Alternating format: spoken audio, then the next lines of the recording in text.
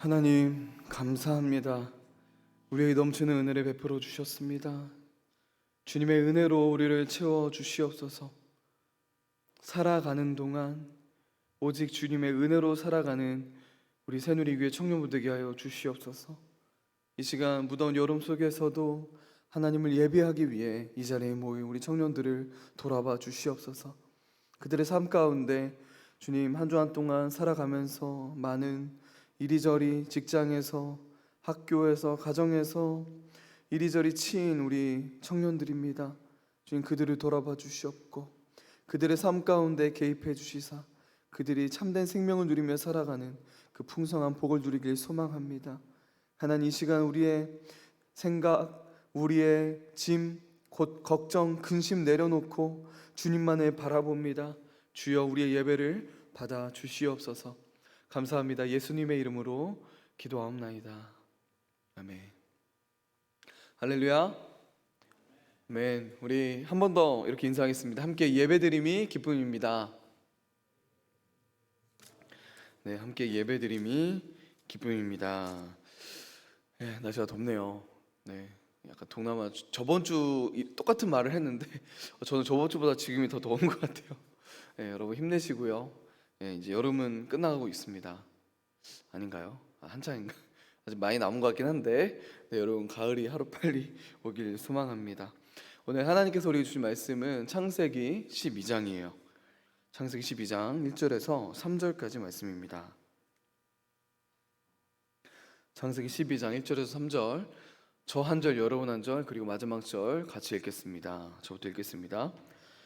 여호와께서 아브라함에게 이르시되 너는 너의 고향과 친척과 아버지의 집을 떠나 내가 내게 보여줄 땅으로 가라. 내가 너로 큰 민족을 이루고 내게 복을 주어 내 이름을 창대하게 하리니 너는 복이 될지라. 함께 읽겠습니다. 너를 축복하는 자에게는 내가 복을 내리고 너를 저주하는 자에게는 내가 저주하리니 땅의 모든 족속이 너로 말미암아 복을 얻을 것이라 하신지라. 아멘. 네, 여러분 오늘부터 약 2달 동안 박영선 목사님이 쓴 하나님의 열심이라는 책이 있습니다. 그 책을 가지고 그 책을 중심으로 함께 말씀을 나누려고 합니다. 왜냐하면 지금 많이 고민을 하다가 이 책이 이 믿음이라는 것, 우리가 하나님을 믿는 것에 대해서 굉장히 기초적인 하지만 아주 굉장히 중요한 진리를 담고 있기 때문입니다. 그래서 약 2달 동안 함께 나눌 텐데요. 여러분 우리가 신앙생활에 대해 오해하는 것이 있습니다. 그것은 바로 신앙생활이란 하나님을 향한 우리의 열심이라는 오해예요. 그것이 신앙생활이라고 생각하는 것입니다. 근데 여러분 과연 그럴까요? 이 책은 이렇게 주장합니다. 신앙생활은 하나님을 향한 우리의 열심이 아니라 우리를 향한 하나님의 열심이다. 이 두 차이가 굉장하죠. 저는 이 책이 그렇게 주장한다기보다는 저 역시 성경이 그렇게 주장하고 있다고 믿습니다. 앞으로 성경의 주요 인물들의 삶을 통해 이 사실을 함께 확인하며 나가는 시간을 가지려고 해요. 구약과 신약의 인물들 한 명 한 명의 삶을 함께 들여다보며 신앙생활이 결국은 우리를 향한 하나님의 열심이라는 그 사실을 발견해가는 저와 여러분 되기를 소망합니다. 구약에서 생각나는 인물 한 명을 우리가 여러분께 말하라고 하면요, 아마도 17은 아브라함을 말할 것입니다. 그 정도로 아브라함은요 우리에게 굉장히 친숙하고도 굉장히 익숙한 아주 유명한 인물이죠. 뿐만 아니라 성경에서 아브라함만큼 자주 뭔가 인용되는 인물도 없습니다. 구약의 인물인 아브라함이 우리 신약에서도요 굉장히 많이 등장한다는 것을 보면 아브라함이 정말 중요한 인물을 우리는 알 수 있습니다. 신약의 첫 번째 복음서가 어디죠? 마태복음이죠. 마태복음이 시작할 때 이렇게 시작해요. 아브라함과 다윗의 자손 예수 그리스도의 계보라. 아브라함으로 시작합니다. 특히 로마서에서도 사도 바울은 우리가 믿음으로 말미암아 구원을 얻었다 라는 정말 중요한 진리가 있지 않습니까? 이 말의 의미를 설명하기 위해 아브라함을 등장시켜요. 굉장히 중요한 인물인 거예요. 사도 바울은 로마 3장에서요, 예수 그리스도를 믿음으로 말미암아 의롭게 되었다고 선언한 뒤에 이 메시지가 오해되지 않도록, 듣는 사람들로 하여금 오해되지 않도록 이어지는 4장에서 아브라함의 믿음을 해석하여 덧붙입니다.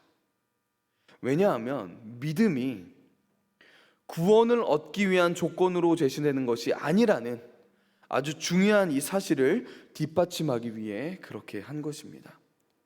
우리는 잘못 알고 있는 경우가 적지 않습니다. 믿음이 구원을 얻기 위한 조건이라고 생각하는 사람들이 있어요. 그러나 성경은 그렇게 말하고 있지 않습니다. 여러분이 아브라함을 생각할 때 무슨 이야기가 가장 먼저 떠오르시나요? 아마 대부분은요, 이삭을 바친 사건, 자기 아들 이삭을 바친 사건을 가장 먼저 떠올리는 사람들이 많을 것입니다. 고향과, 오늘 본문이에요, 고향과 친척과 아비의 집을 떠난 사건이 먼저 떠오르는 사람은 많지 않아요. 여러분, 그 정도로 많은 사람들이 이 이삭 사건을 중요하게 여긴다는 것입니다. 그리고 중요한 것은요, 많은 사람들이 아브라함이 이삭을 바친 사건을 토대로 고향을 떠나온 사건을 이해한다는 거예요. 즉, 고향과 친척과 아비의 집을 떠나라는 명령에도 큰 믿음으로 흔쾌히 떠났을 거라고 우리는 짐작한다는 거예요. 그래서 사실 우리는 아브라함을 생각하면 뭔가 기가 죽습니다. 뭔가 대단해 보여요. 야, 믿음의 조상이잖아요. 별명이 믿음의 조상이에요. 뭔가 나와는 차원이 다른 그런 믿음의 소유자라는 사실이 뭔가 우리를 기죽게 만든다는 것입니다. 이렇게 우리는 아브라함을요, 처음부터 엄청난 믿음의 소유자라고 생각해요. 바로 오늘 본문부터 말입니다. 근데 여러분, 창세기 12장에서 아브라함에 나오는 그 모습들을 자세히 살펴보면요, 그다지 믿음의 사람처럼 보이지 않아요. 과연 성경은 아브라함의 시작에 대해 어떻게 말하고 있을까요? 창세기 11장 26절에 아브라함이 처음으로 등장을 합니다. 우리 창세기 11장 좀 긴데요, 26절에 31절까지 말씀, 우리 한 절씩, 저 한 절, 여러분 한 절 교독하도록 하겠습니다. 저부터 읽겠습니다. 데라는 70세에 아브람과 나홀과 하란을 낳았더라.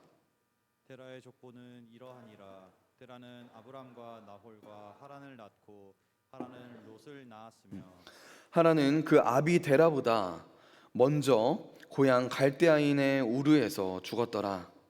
아브람과 나홀이 장가들었으니 아브람의 아내의 이름은 사레며 나홀의 아내의 이름은 밀가니 하란의 딸이요 하란은 밀가의 아버지이며 또 이스가의 아버지더라. 사레는 임신하지 못함으로 자식이 없었더라. 하란의 아들인 그의 손자 롯과 그의 며느리 아브라함의 아내 사레를 데리고 갈대아인의 우르를 떠나 가나안 땅으로 가고자 하더니 하란에 이르러 거기 거류하였으며. 함께 읽겠습니다. 데라는 나이가 250세가 되어 하란에서 죽었더라. 여러분 잘 보세요. 하나님께서 아브라함에게 나타나신 장소, 즉 창세기 12장의 장소는 어디일까요? 오늘 본문 말씀입니다. 그 장소가 어디죠, 여러분? 갈대아 우르인가요? 아니면 하란인가요? 아니면 가나안인가요? 바로 하란입니다. 하란. 하나님께서 하란에서 아브라함에게, 오늘 우리가 12장 1절에 3절을 읽었잖아요. 그때 이렇게 말씀하신 거예요. 그렇다면 여러분, 하란까지의 여행은 누가 이끌었을까요? 아브라함이 혼자 나왔을까요? 아닙니다. 31절에 보면요, 우리가 방금 읽었죠. 아브라함의 아버지 데라가 이 여행의 주도권을 쥐고 있으며 아브라함은 아버지를 따라 나선 것이라는 것을 우리는 확인할 수 있습니다. 그런데 여러분, 과연 하나님이 아브라함에게 나타나신 것이 하란에서가 처음이었을까요? 아니에요. 이에 대한 단서가 사도행전 7장 스데반 집사님의 설교에서 나옵니다. 사도행전 7장 2절에서 4절 말씀을 함께 읽겠습니다. 시작. 스데반이 이르되 여러분 부영들이여 들으소서. 우리 조상 아브라함이 하란에 있기 전 메소포타미아에 있을 때에 영광의 하나님이 그에게 보여 이르시되 내 고향과 친척을 떠나 내가 내게 보일 땅으로 가라 하시니 아브라함이 갈대아 사람의 땅을 떠나 하란에 거하다가 그의 아버지가 죽음에 하나님이 그를 거기서 너희 지금 사는 이 땅으로 옮기셨느니라. 아멘. 창세기에서는요, 하나님께서 하란에서 처음 말씀하신 것처럼 기록이 되어 있습니다. 그런데 이 스데반 집사님의 설교에 따르면요, 하나님이 하란에 가기 전에 메소포타미아에서도 아브라함에게 나타나셨다고 스데반 집사님은 말하고 있습니다. 여러분, 이 사실을 염두에 두시면서 여호수아 24장을 읽어봤으면 좋겠어요. 여호수아 24장 1절에서 3절입니다. 1절에서 3절 함께 읽겠습니다. 시작. 여호수아가 이스라엘 모든 지파를 세겜에 모으고 이스라엘 장로들과 그들의 수령들과 재판장들과 관리들을 부르매 그들이 하나님 앞에 나와 선지라. 여호수아가 모든 백성에게 이르되 이스라엘의 하나님 여호와께서 이같이 말씀하시기를 옛적에 너희의 조상들 곧 아브라함의 아버지 나홀의 아버지 데라가 강 저쪽에 거주하여 다른 신들을 섬겼으나 내가 너희의 조상 아브라함을 간 저쪽에서 이끌어내어 가나안 온 땅에 두루 행하게 하고 그의 씨를 번성하게 하려고 그에게 이삭을 주었으며. 여러분, 여기를 보면요, 이스라엘 민족의 조상들은 가나안에 오기 전 갈대아 우르에서 살 때 다른 신들을 섬겼다고 합니다. 이렇게 분명히 말하고 있어요. 여러분, 질문이 있습니다. 여러분, 데라가 아브라함의 아버지예요. 이 데라가 이방인을 섬기며 살 때 아브라함은 이방신을 섬겼을까요? 아니면 하나님을 섬겼을까요? 여러분, 우리는 아브라함을 가장 훌륭한 신앙의 모범으로 여깁니다. 그렇기 때문에 그가 처음부터 믿음의 사람이었을 거라고 생각해요. 그래서 그가 믿음으로 갈대아 우르를 떠나 바로 가나안에 들어갔다고 단정해 버립니다. 그런데 여러분, 성경은요, 아브라함을 그런 차원에서 다루고 있지 않아요. 방금 본 여호수아 24장 2절 이하에서도 아브라함은 처음부터 믿음의 사람이었다고 보고 있지 않습니다. 다시 살펴볼게요. 우리가 그냥 표면적으로 2절 3절을 읽게 되면요, 아버지 데라를 포함하여 아브라함 집안은 이방신을 섬겼는데 아브라함만 하나님을 섬겼다고 생각합니다. 그런데 여러분, 그게 아니에요. 그래서 하나님이 아브라함을 이방신이 우글거리는 그 가족에서 떼어냈다라고 생각한다고요. 근데 여러분, 여기 너희의 조상들이라는 표현을 보세요. 너희의 조상들. 만약 데라만 이방인 신을 섬겼다고 말하고자 했다면요, 굳이 그 앞에 너희의 조상들이라는 복수로 표현하지 않았을 거예요. 데라뿐만 아니라 다른 이스라엘 조상들도 이방신을 섬겼기 때문에 이렇게 표현한 것입니다. 여러분, 이스라엘에게 조상이라 함은 일반적으로 누구를 말합니까? 바로 아브라함이에요. 아브라함입니다. 아브라함은 이스라엘 백성이 조상이라는 말을 들을 때에 가장 먼저 떠올리는 이름이라고요. 따라서 이 구절은요, 아브라함을 포함한 이스라엘의 조상들은 다른 신들을 섬겼으나가 되는 것입니다. 여러분, 이런 생각을 뒷받침을 해주는 근거가 또 있어요. 여기 섬겼으나라는 단어입니다. 섬겼으나. 이 표현은 앞의 내용과 뒤의 내용이 상반될 경우 쓰이는 단어입니다. 만약 여러분, 아브라함에 대한 우리의 고정관념대로 데라와 그 위의 선조들은 이방신을 섬겼으나 아브라함은 나를 믿었기 때문에 내가 꺼냈다라고 읽히려면요, 이 구절이 어떻게 쓰여 있어야 하죠? 데라와 다른 조상들은 다른 신을 섬겼고 아브라함은 나를 섬겼기 때문에 내가 꺼내왔다라고 쓰여 있어야 합니다. 그런데 성경은요, 이스라엘 조상들은 다른 신들을 섬겼으나 내가 너희의 조상 아브라함을 강 저쪽에서 이끌어내어라고 말하고 있어요. 아브라함이 믿음으로 떠난 것이 맞는지 묻게 하는 구절이 또 있습니다. 우리 창세기 11장 31절 32절을 함께 읽겠습니다. 시작. 데라가 그 아들 아브람과 하란의 아들인 그의 손자 롯과 그의 며느리 아브람의 아내 사레를 데리고 갈대아인의 우르를 떠나 가나안 땅으로 가고자 하더니 하란에 이르러 거기 거류하였으며 데라는 나이가 250세가 되어 하란에서 죽었더라. 여러분 생각해 보세요. 만약에 아브라함만 홀로 하나님을 섬기고 있었다면요, 아마도 이 집안에는 신앙의 갈등이 있었을 거예요. 그렇죠? 아니, 심했을 겁니다. 이런 분위기에서 가나안으로 가라라고 말씀하시는 하나님의 명령이 있게 되면요, 아브라함과 그의 아버지 데라는 함께 떠날 수 있었을까요? 함께 떠날 리가 없을 거예요.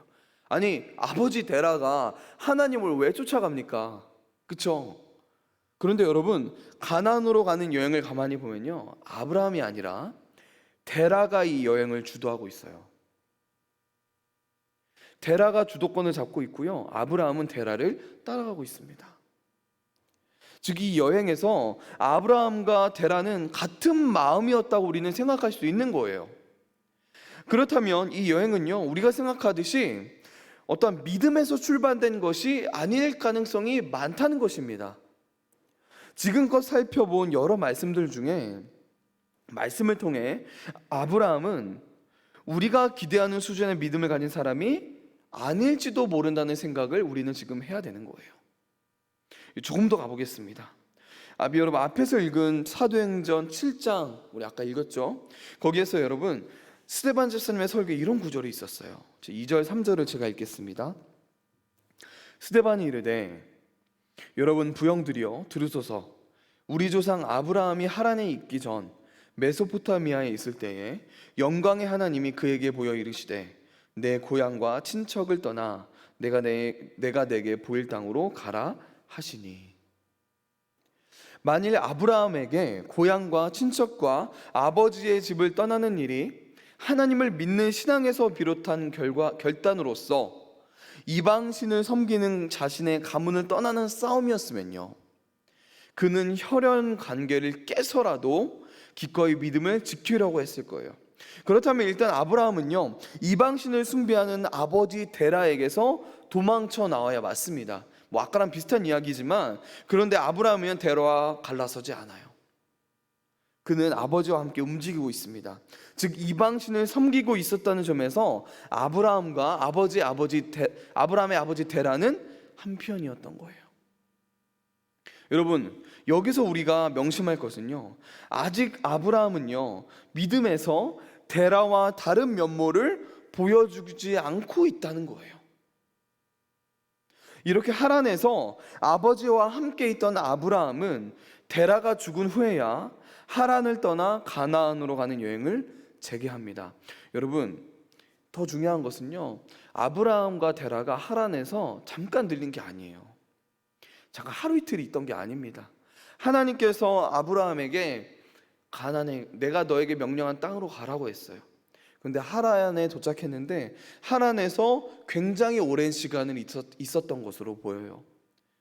여러분, 아브라함이 정말 믿음으로 이 여행을 시작했다면요, 그렇게 지체하지 않았을 것입니다. 그런데 아브라함이 언제 하란에서 움직이나 바로 아버지가 죽었을 때예요. 아버지가 죽자 하나님의 아브라함에게 다시 나타납니다. 그것이 우리가 오늘 읽은 12장 1절에서 3절까지 말씀이에요. 우리 두 절을 더 읽겠습니다. 1절에서 5절의 말씀인데요, 우리 한 절씩 교독하겠습니다. 저부터 읽을게요. 여호와께서 아브라함에게 이르시되 너는 너의 고향과 친척과 아버지의 집을 떠나 내가 내게 보여줄 땅으로 가라. 내가 너로 큰 민족을 이루고 내게 복을 주어 내 이름을 창대하게 하리니 너는 복이 될지라. 너를 축복하는 자에게는 내가 복을 내리고 너를 저주하는 자에게는 내가 저주하리니 땅의 모든 족속이 너로 말미암아 복을 얻을 것이라 하신지라. 이에 아브라함이 여호와의 말씀을 따라갔고 롯도 그와 함께 갔으며 아브라함이 하란을 떠날 때에 75세였더라. 함께 읽겠습니다. 아브라함이 그의 아내 사레와 조카 롯과 하란에서 모은 모든 소유와 얻은 사람들을 이끌고 가나안 땅으로 가려고 마침내 가나안 땅에 들어갔더라. 하나를 빼먹었네요. 드디어 아브라함이 가나안으로 들어갑니다. 이제 드디어 들어가요. 성경 이렇게 표현하고 있어요. 마침내 들어갔다. 마침내. 여러분, 그동안 우리가 아브라함에 대해 가졌던 고정관념을 성경 말씀에 비추어 생각해 봤으면 좋겠습니다. 우리는 어떤 사람이 복을 받거나 어떤 사람이 좋은 결과를 얻으면요, 그 사람에게 무엇인가 남다른 점이 있을 거라고 생각하는 경향이 있어요. 그렇지 않습니까? 그래서 아브라함이 믿음의 조상이 된 원인도 하나님보다는 아브라함에게서 찾으려고 해요. 여러분, 그렇지 않나요? 아브라함이 이렇게 복을 받았으니까 아브라함이 그럴 받을 만한 짓을 했겠지라고 생각한다는 것입니다. 그런데 여러분, 이런 생각 때문에 신앙생활을 하면서 많은 갈등을 겪는 것인지도 모르겠습니다. 내가 겨우 이렇게밖에 신앙생활을 못하면서 감히 하나님을 믿는다고 말할 수 있겠는가? 내가 이런 꼴이니 하나님이 복을 주실 리가 없지, 이런 생각들이요. 여러분, 이런 생각 뒤에는요, 이건 겸손이 아니에요. 사실 불신앙이 자리 잡고 있다는 사실을 우리는 기억해야 됩니다. 복을 받을 만한 사람이 받는 법이다.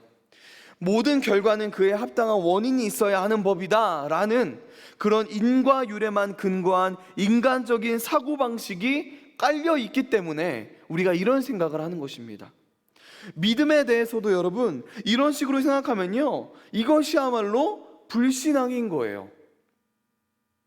구원의 원인을 우리에게서 찾으려 한다면요, 일단 구원 자체가 성립이 될 수가 없습니다. 여러분, 구원을 얻을 만한 자격이 여러분, 저와 여러분에게 있다고 생각하십니까? 없습니다. 우리는 구원받을 만한 조건이 우리에게 있어서가 아니라 하나님이 구원해 주셨기 때문에 신자가 된 거예요. 아브라함을 이해하는데도 여러분, 이런 동일한 원리를 적용해야 하는 것입니다. 여러분, 아브라함은 믿음의 조상이에요. 여러분, 여기서 믿음은요, 하나님이 은혜를 베푸시는 일에 조건으로 사용되지 않았음을 우리는 기억해야 돼요. 그런데도 우리는 아브라함은 아브라함이라서 복을 받았겠지 라고 하며 아브라함에게서 원인을 찾으려고 합니다. 하지만 여러분, 구원의 조건을 인간에게서 찾으려는 노력이야말로 우리를 얼마나 좌절하게 하는지 몰라요. 왜냐면요, 우리는 구원할 건덕지를 찾지 못하기 때문입니다. 그렇다면 우리는 한없이 좌절하고만 있어야 되는 거예요. 근데 여러분, 그렇지 않습니다. 우리는 좌절할 수가 없어요. 왜 그렇습니까? 구원의 원인을 우리 자신에게서 찾을 수 없다는 사실을 알았다면 우리는 빨리 항복해야 되는 거예요. 그리고 오히려 이제는 좌절할 수가 없는 것입니다. 왜냐하면 좌절로 끝나지 않는 인생을 우리가 허락받았기 때문입니다. 우리가 예수님을 믿고 가져야 할 신앙의 태도는요, 좌절할 수 없다는 태도예요. 겸손과 좌절은 다른 겁니다. 혼돈해서는 안 됩니다. 믿음에는 결코 절망이 있을 수 없다는 거예요. 왜냐하면 구원은 우리가 성취한 것이 아니기 때문입니다. 그것을 우리가 성취했다면요, 우리는 벌벌 떨면서 신앙생활을 해야 돼요. 우리가 성취했다면요, 언제 믿음에서 자빠질지 모르기 때문에 벌벌 떨면서 살아야 됩니다. 그리고 좌절할 수밖에 없어요. 우리 여러분 맨날 좌절하지 않습니까? 죄에 넘어지잖아요. 연약하잖아요. 여러분, 그 가운데 우리는 좌절할 수밖에 없다는 거예요. 왜요? 구원을 우리가 얻었기 때문에. 근데 여러분, 구원은 우리가 얻은 것이 아니죠. 나는 예수님을 믿는다 라는 그 말은요, 구원을 얻었기 때문에 비로소 나오는 고백이라는 사실을 여러분 기억했으면 좋겠습니다. 구원을 받은 자만이 자기가 구원을 얻었다는 사실을 나는 예수님을 믿습니다 라고 표현할 수 있는 것입니다. 나는 믿는다라는 고백이 구원을 얻게 하는 것이 아니라는 거예요. 구원을 얻으면, 구원을 받으면 그렇게 말할 수밖에 없는 것입니다. 여러분, 하나님의 아브라함에게 나타나셔서 너는 너의 고향과 친척과 아비의 집을 떠나 내가 내게 보여줄 땅으로 가라고 하셨을 때 아브라함은요, 네 알겠습니다라고 믿음으로 순종한 게 아니라는 거예요. 이 명령에 아브라함은 어리둥절했을 겁니다. 생각해 보세요. 생전 처음 보는 신이 꿈인지 환상에서는지 나타나셨을 거 아니에요. 얼마나 어리둥절했겠어요. 자신이 그동안 들어왔던, 자신이 그동안 봐왔던 신이 아닌 거예요. 그 신이 어느 날 나에게 나타난 거예요. 하루 아침에, 하룻밤에요. 그 다음날 일어나서 아브라함은 어리둥절했을 거라고요. 이게 뭐지? 누구지? 누군데 나를 여기서 떠나라고 하는 거지? 그 다음날 아버지와 상의를 했겠죠. 아버지는 우상을 만드는 사람이었어요. 굉장히 종교심이 있던 사람입니다. 그 당시 아버지와 이야기를 나눕니다. 아버지, 이런 일이 있었습니다. 아버지가 말할 거예요. 야, 이거 보통 일이 아니다. 야, 신이라는 어떠한 존재가 이렇게까지 환상이든 꿈에서 나타나서 너에게 여기를 떠나가라고 한다면, 야, 가야 돼. 어떤 재앙이 있을지 몰라. 신이 말하면 가야지. 그러면서 데라의 주도권으로 인해 모두가 함께 길을 떠난 거예요. 여러분, 하란이라는 곳은요, 그 당시 메소포타미아 지역, 수메르 문명의 그쪽 최변방이었어요. 그러니까 그 하란을 지나면요, 사실 오지였다는 거예요. 거기서 멈춘 이유를 우리가 알겠죠. 짐작할 수 있지 않습니까? 여기를 떠나면 우리의 안전은 없다. 보장되지 않는다.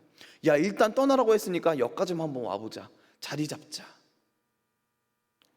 여러분, 믿음으로 떠난 게 아니라는 거예요. 여러분, 아버지가 죽자 다시 등을 떠밀려 가나안으로 갑니다. 여러분, 아브라함의 인생을 보면요, 아버지와 함께 하란까지 가게 된 그 아브라함은요, 그는 자신의 믿음과 결심과 의지로 간 것이 아니라 등 떠밀려 간 거예요. 누구에게? 하나님에게. 그리고 하란에서 가나안까지도 어떻게 갔습니까? 등 떠밀려 간 거라고요. 아브라함이 굉장한 믿음과 결단과 어떠한 생각을 가지고 움직인 게 아니라는 것입니다. 여러분, 신앙의 모범이라 여기는 아브라함에 대해 우리는 어떤 상을 그리고 있습니까?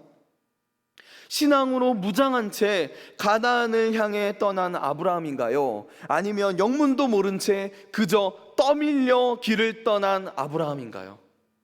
전자가 많습니다. 그렇죠? 믿음으로 무장하여 굉장한 믿음의 소유자인 아브라함이 하나님 말씀에 갈 바를 알지 모르지만 아멘, 하나님 저는 믿습니다, 가겠습니다라는 굉장한 믿음으로 길을 떠난 것 같다고요. 그러나 아니라는 것입니다. 아브라함은 영문도 모른 채 그저 떠밀려 길을 떠난 거예요. 우리가 모범으로 여기는 아브라함은 불신앙에서 출발한 아브라함이어야 돼요. 왜냐하면 여러분, 그래야 우리가 믿는 이 구원이 은혜인 거예요.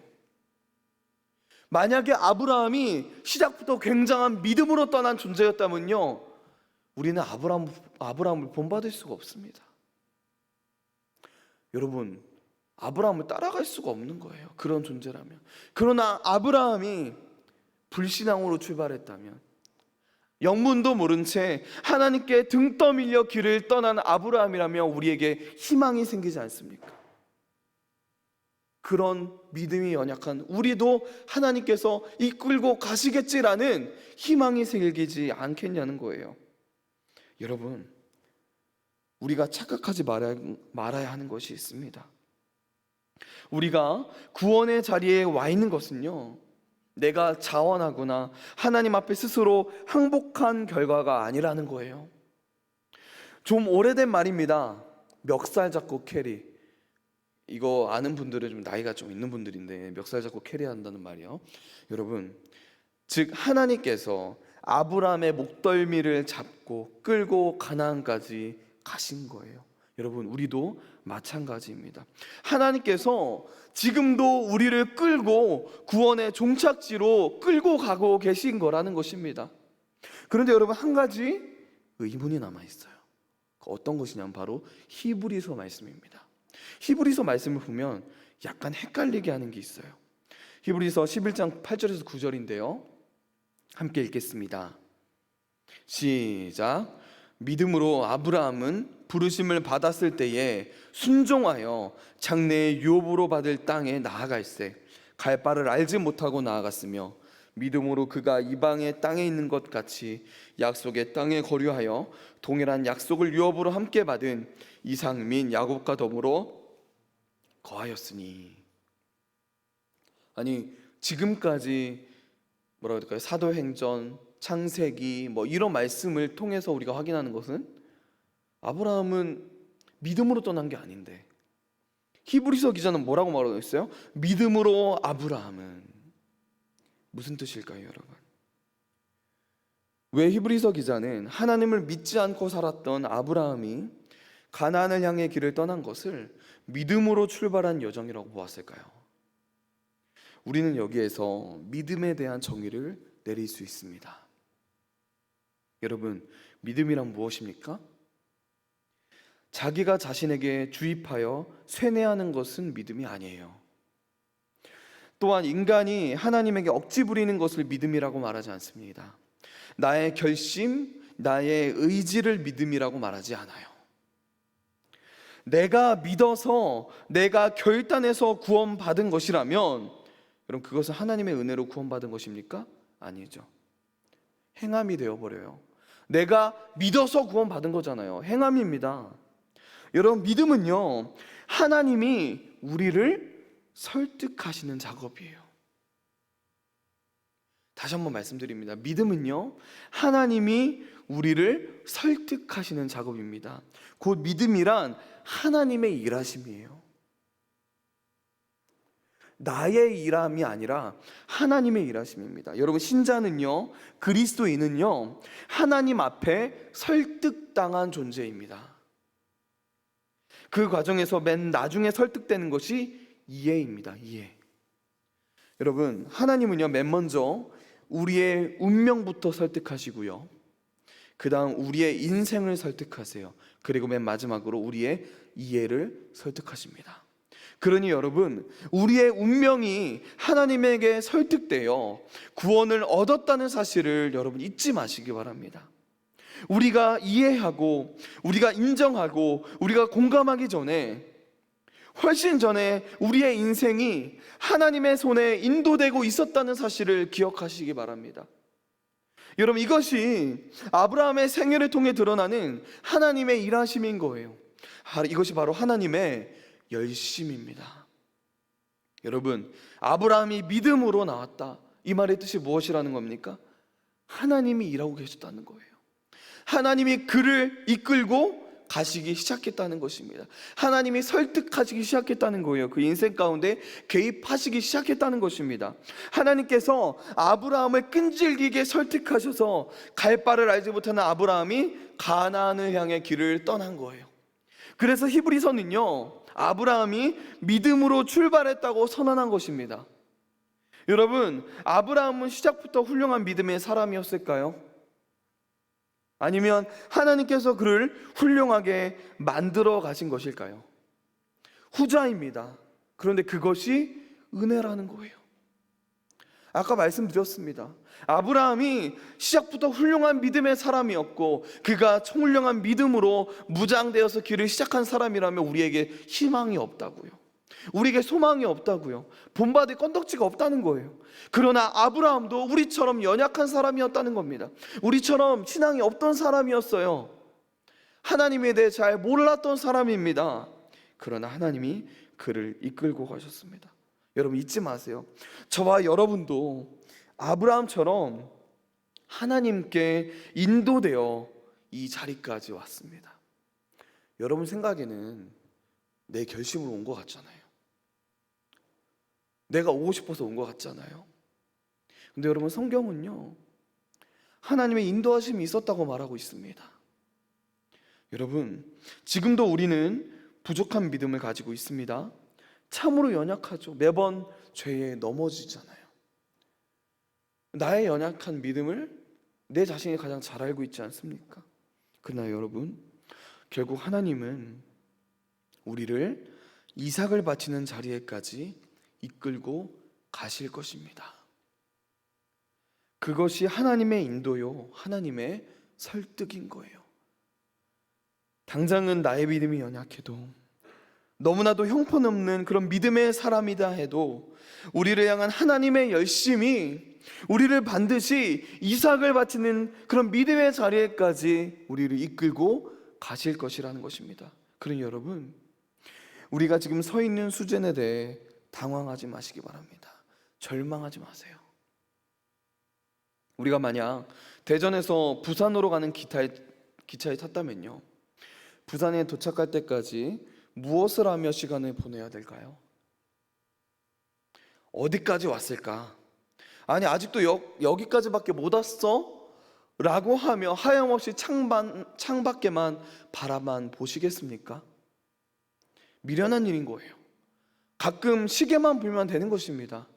좀 더 여유 있게 가면요, 되는 거예요. 때로는 자고요, 책도 읽으면 됩니다. 창밖만 멍하니 쳐다보며 시간을 허비할 필요가 없다는 것입니다.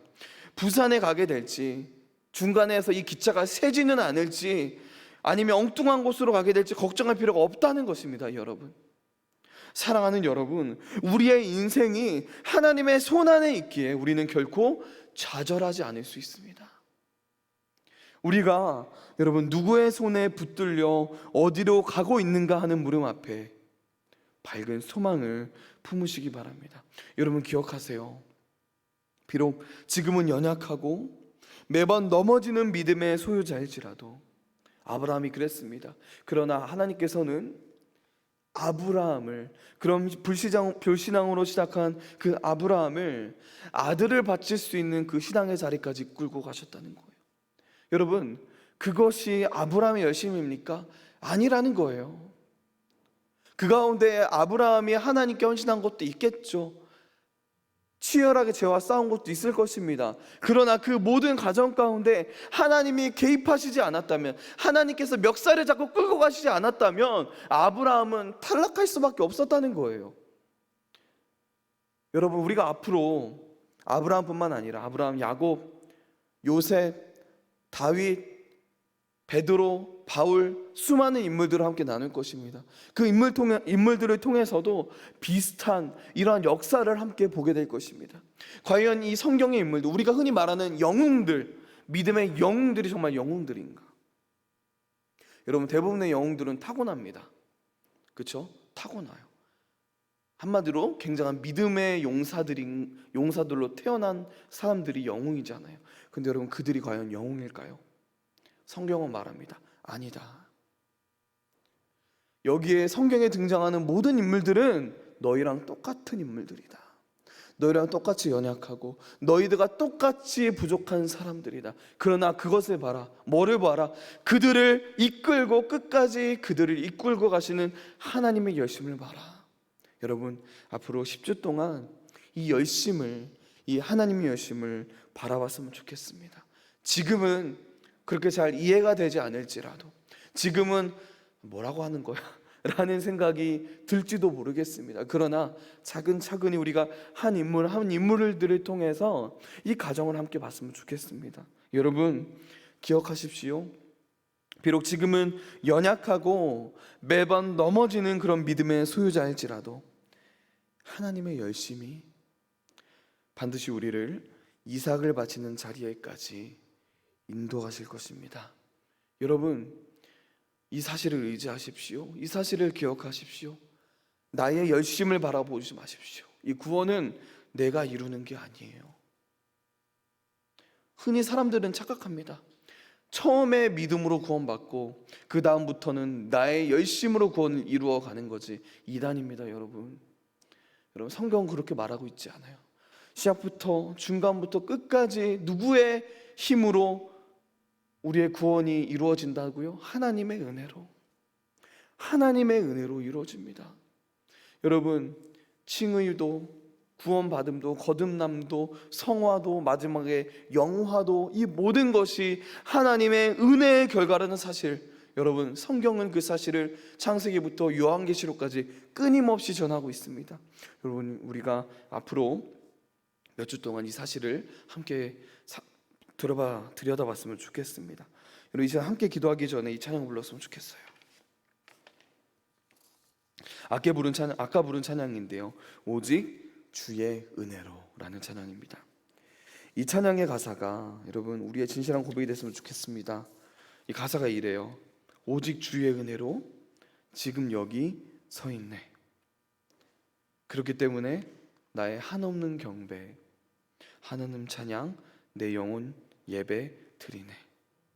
나를 위해 이 땅에 오신 주의 그 은혜, 십자가의 고통 이기신 주님 그 은혜를 어찌 잊으리. 그 주님의 은혜가 나를 채우네. 주님의 은혜가 나의 영적인 눈을 열어 주님을 보게 하네. 살아가는 동안 오직 은혜로만 살리, 오직 십자가의 은혜로. 여러분, 이것이 그리스도인의 삶입니다. 하나님의 열심으로 이끌림을 받아 살아가는 삶, 바로 하나님의 은혜로 살아가는 삶이에요. 여러분, 이 찬양을 함께 드리시겠습니다.